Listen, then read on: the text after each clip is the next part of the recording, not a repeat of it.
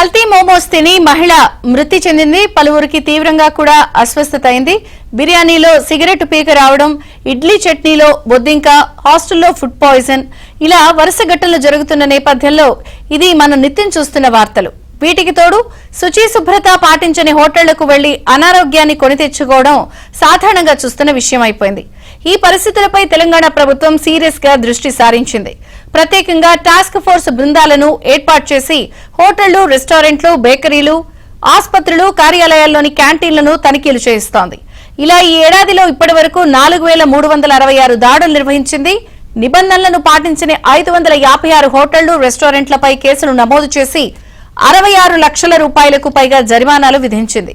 దాడుల్లో భాగంగా సేకరించిన 3115 నమూనాలను పరీక్షించగా వాటిల్లో 72 నమూనాల్లో హానికర పదార్థాలు ఉన్నట్లు తేలింది.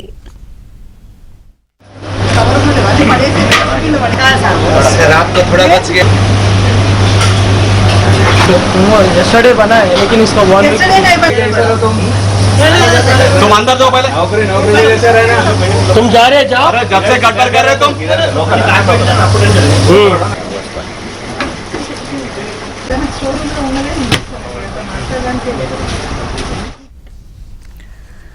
హైదరాబాద్ తో పాటు రాష్ట్రంలోని ప్రముఖ పట్టణాల్లోని హోటళ్ల పరిస్థితి పేరు గొప్ప ఊరు దిబ్బ అన్న చందంగా ఉంది. ఏం తినాలన్నా, కనీసం మంచినీళ్లు తాగాలన్నా భయమేసే పరిస్థితి కనిపిస్తోంది. ఏడాది కాలంగా జరుగుతున్న టాస్క్ ఫోర్స్ దాడుల్లో వాటి బండారం బయటపడుతోంది. రాష్ట్ర food safety commissioner RV Karnan భారత ఆహార పరిరక్షణ నాణ్యతా ప్రమాణాల సంస్థ ప్రత్యేక టాస్క్ ఫోర్స్ బృందాన్ని ఏర్పాటు చేశారు. ఈ బృందంలో 3 ఫుడ్ సేఫ్టీ అధికారులు, మరికొందరు సభ్యులు ఉంటారు. ఈ బృందం జీహెచ్ఎంసీ పరిధిలో దాడులు చేస్తూ ఉండగా జిల్లాల్లోనూ ఫుడ్ సేఫ్టీ అధికారులు తనిఖీలను కొనసాగిస్తున్నారు.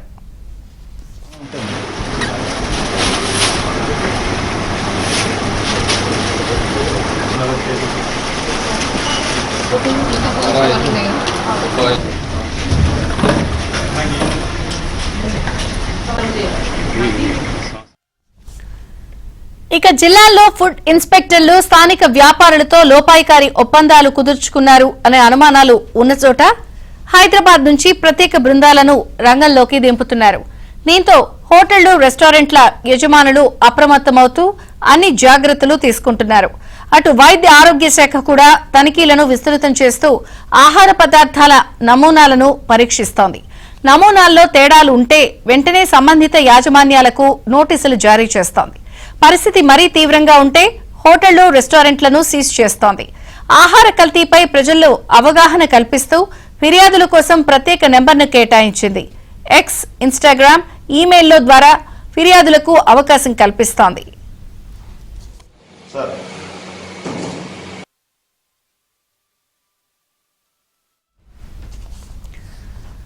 ప్రమాణాలు లేని ఆహారాన్ని 3 కేటగిరీలుగా విభజిస్తారు. అవి హానికరమైనవి, నకిలీవి, నాసిరకమైనవి. టాస్క్ ఫోర్స్ తనిఖీల సమయంలో ఏ కేటగిరీ నిర్ధారణైనా కేసులు తప్పవని ఆరోగ్య శాఖ స్పష్టం చేస్తోంది. వీటితో పాటు హోటళ్లు, రెస్టారెంట్ల లోపల పరిసరాల్లో శుభ్రత, గడువు చెల్లిన ఆహార ఉత్పత్తుల వినియోగానికి యాజమాన్యాలు మూల్యం చెల్లించక తప్పదని తెలిపింది.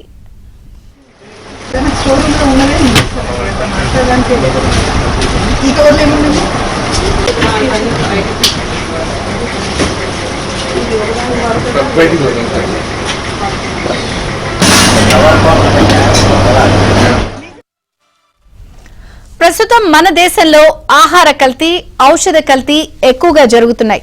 తప్పనిసరైతే తప్ప వీలైనంత వరకు బయట తిండిని తగ్గించాలి. ఇంట్లో వండిన ఆహారానికే ప్రాధాన్యత ఇవ్వాలి. ముఖ్యంగా నెయ్యిలో కలిపే జంతు కొవ్వులతో రక్తహీనత ముప్పుంది. ఈ కల్తీ వల్ల గుండె పరిమాణం పెరుగుతుంది. నూనెల కల్తీతో కంటి జబ్బులు, క్యాన్సర్, గుండెపోటు, కొలెస్ట్రాల్ సమస్యలు ఉత్పన్నమవుతున్నాయి.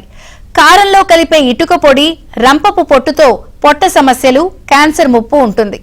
కల్తీ ఆహారం వల్ల కాలేయ సమస్యలు, శరీరంలో విషతుల్యత పెరగడం వంటి సమస్యలు ఎదురవుతాయి.